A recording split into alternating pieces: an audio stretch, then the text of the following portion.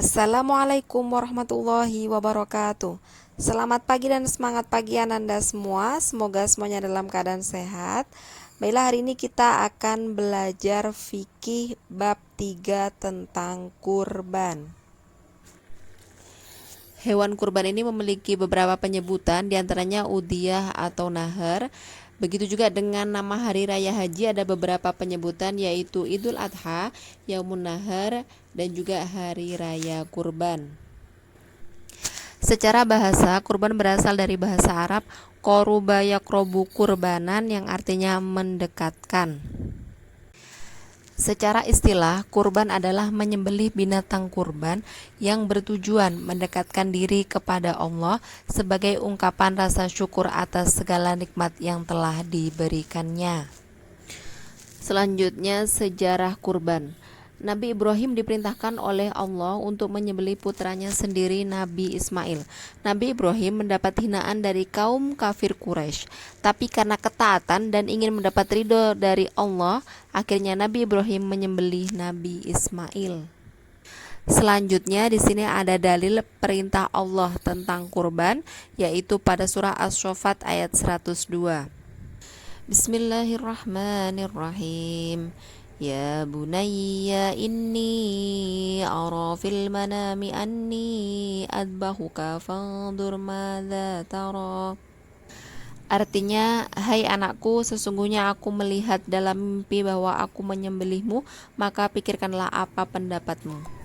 Nabi Ismail merupakan anak yang soleh, maka perintah itu pun diterima dengan mengatakan kepada ayahnya sebagaimana firman Allah dalam surah As-Saffat ayat 102. Qala ya abati if'al ma tu'mar satajiduni insya'allahu minas sabirin. Artinya, hai ayahku, kerjakanlah apa yang diperintahkan kepadamu, insya Allah kamu akan mendapatiku termasuk orang-orang yang sabar.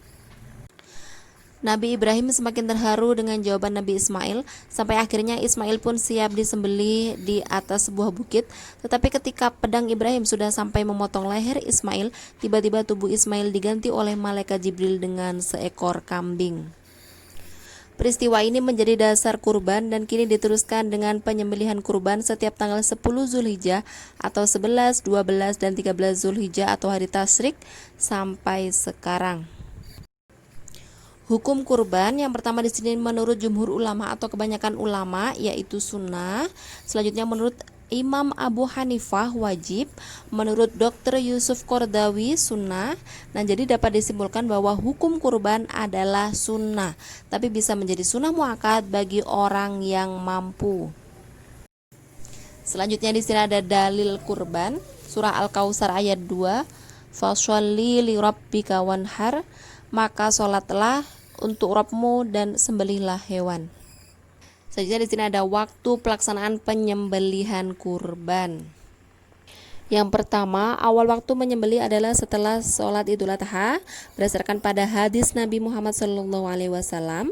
Yang kedua, akhir waktu penyembelihan adalah pada akhir hari tasyrik sebagaimana hadis Nabi yang diriwayatkan oleh Jubair bin Mut'aim. Dan yang terakhir menurut Imam Syafi'i, akhir waktu penyembelihan adalah sebelum matahari terbenam pada tanggal 13 Zulhijjah. Di sini ada syarat dan ketentuan hewan kurban. Untuk yang pertama, hewan kurban telah mencapai umur. Untuk unta 5 tahun memasuki 6 tahun, sapi 2 tahun memasuki tahun ketiga, kambing 2 tahun memasuki tahun ketiga, domba atau kambing gembel 1 tahun sampai 2 tahun.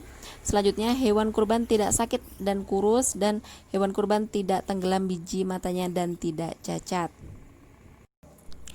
Larangan bagi orang yang hendak berkurban, yaitu ada hadis Nabi dari Ummu Salamah, Nabi Muhammad bersabda, apabila engkau telah memasuki 10 hari pertama Zulhijjah, sedangkan di antara kalian ingin berkurban, maka janganlah dia menyentuh sedikit pun bagian dari rambut dan kulitnya. Hadis riwayat Muslim.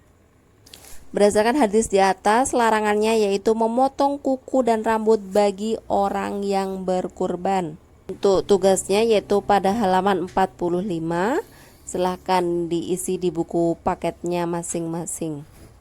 Baiklah Nanda semua, demikian tadi untuk pembelajaran fikih kali ini, dan Ustazah akhiri.